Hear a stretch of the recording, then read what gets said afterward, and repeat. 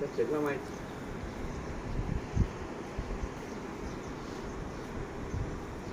เขาจะปลูกใหม่ได้นี่เนาะปลูกใหม่บ่โอ้ยมันคาบะมุ่งหลายนี่ตัวแค่เป็นแค่นี้ตัวสิ่งงานตัวใส่เนี่ยมันบ่ได้ดูแลดอกไม้เขาคือสวนดอกไม้จ้ะพี่น้องสวนดอกไม้เบญจมาศ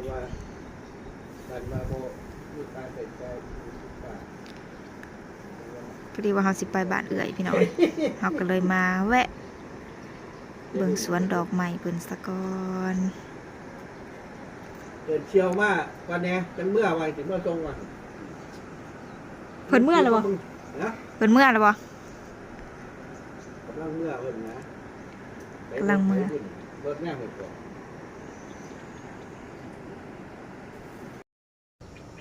สบายดีเด้อพี่น้องทักทายสบายดีพี่น้องตอนนี้เรากำลังสิไปบ้านเอื่อยบ้านคุณเอื่อยอ้าวบ่แม่นทางลงเอื่อยน้องไม้เพิ่นอยู่บ้านบุงเขียวจ้ะพี่น้องบ้านผัวเพิ่นอยู่พี่น้องไม้ก็เลยสิไปยามเพิ่นแต่ว่าเฮาก็มาแวะสวนดอกไม้แวะสวนดอกไม้เบญจมาศจ้ะพี่น้องเฮาก็เลยมาแวะซะก่อนเฮาจังสิไปฮอดเฮือนเอื่อยเฮาสิมาเยี่ยมยามเพิ่นบอกให้มาพี่น้องอยากให้น้องสาวมาหาน้องไม้มีเอื่อยมาอยู่พี่จ้ะพี่น้องก็เลยมาแวะสวนดอกไม้สวยๆมื้อนี้บ่ได้มากับทีมงานพี่น้องสาวสุปนีเพิ่นไปงานเพิ่นติดงานก็เลยบ่ได้มาครบทีมมากับบ่าวเตี้ยแต่เก่าสิมาเป็นทีมพี่น้องแต่เก่าสิมาหลายคนแต่นี่เฮามากัน2 คน3 คนเรามากัน3 คนจ้ะพี่น้องนี่บรรยากาศสวนสวยงามเพิ่นปลูกใหม่ด้วยนี่พี่น้องเข้ามาพี่ใกล้นี่ดอกไม้มันอันใหญ่กว่านี้แต่ว่าอันนี้มันบ่ทันใหญ่ปานใดนะเพิ่นกำลังปลูกเดี๋ยวเราสิพาไปเลาะชมสวนผักเสียนบนนี่นะพี่น้องคือผักเสียนคือผักเสียนบ้านเฮาค่ะนะผักเสียนหน่อยที่เฮาไปขันสมค่ะนะงามแท้คิดฮอดยายปณีเด้แต่เก่าไปนะโอ้ยบ่ได้ปะสนกันละพี่น้องนี่พอดีว่าเพิ่นติดงานเฮาก็เลยบ่ได้มานำกันมื้อหน้ามื้อในจังมากันใหม่คิดฮอดน้องดาวเด้ผู้มักถ่ายรูปพี่น้อง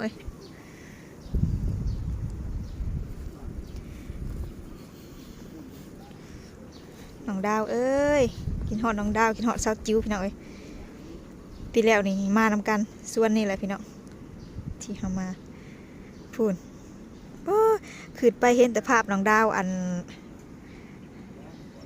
เห็นแต่ภาพมันน้องดาวถ่ายรูปพี่น้องเพราะว่าปีแล้วนี่มากับ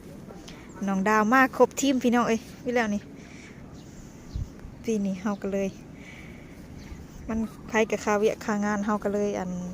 มาบอกพร้อมกันนะพี่น้องเถื่อในจังมาใหม่จะคือใบเพิ่นจะคือผักต่างโอผักต่างโอบ้านเฮา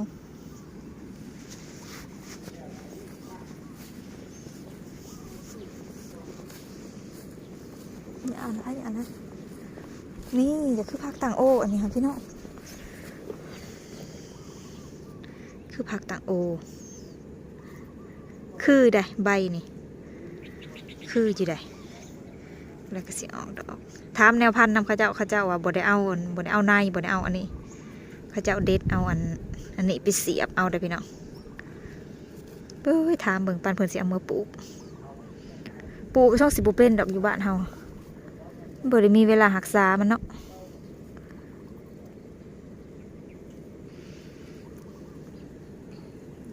จูมอันนี้ดอกจูมมัน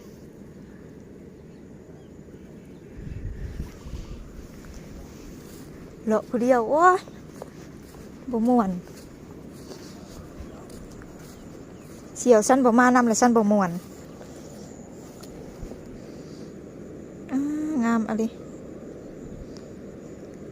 สีขาวก็งาม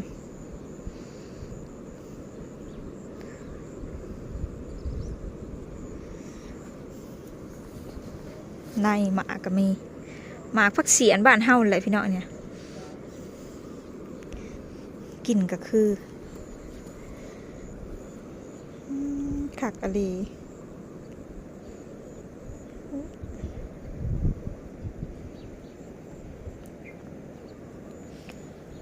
ตอนนั้นเขาสิบอย่างไปมันมีน้ำข้าเจ้าโฮสมันก็เลยมีน้ำ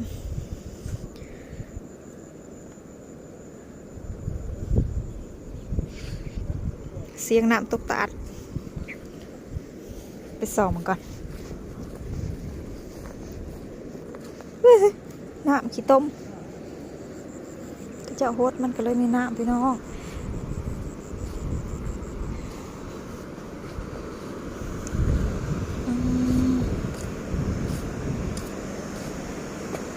มีบ่อนหนังส้มวิวอีกพี่น้อง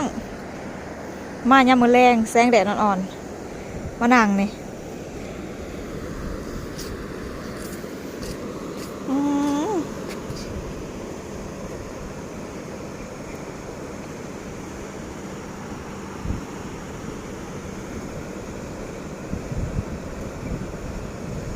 ลมเย็น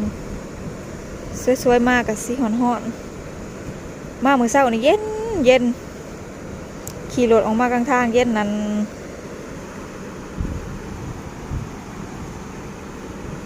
น้ำหมอกมันแห้งยามมื้อเช้ามันก็เลยเย็น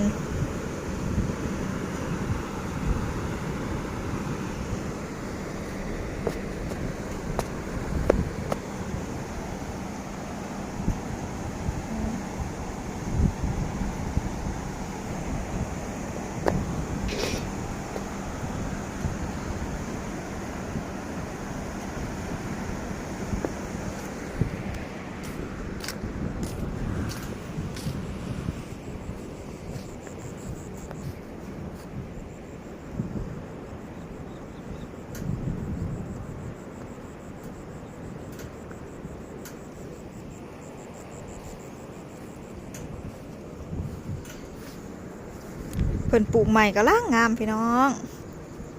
มากระสูน้องดาวปีกายนี่ปีแล้วนี่ดอกไม้เขาเจ้าใหญ่กว่านี้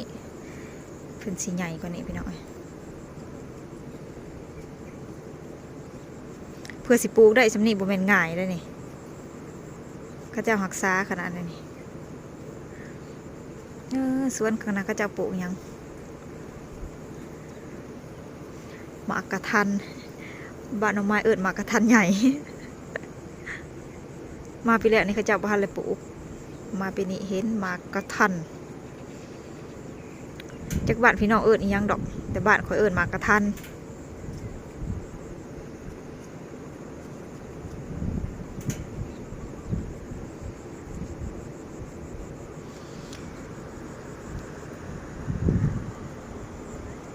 ติดของโขงภาษาของกับโขง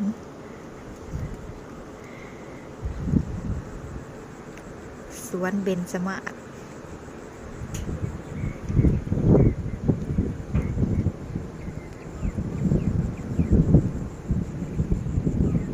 ศลมเสียงน้ำโตน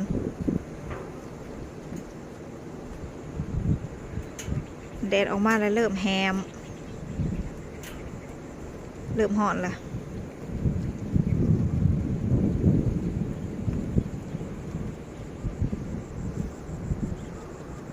โอเคได้จ้ะพี่น้องมาในน้องไม้ขอจบคลิปซะก่อนเด้อฝากกดไลค์กดแชร์กดติดตามช่องน้องไม้ออฟฟิเชียลเพื่อเป็นกำลังใจทำคลิปต่อไปนำในเด้อจ้า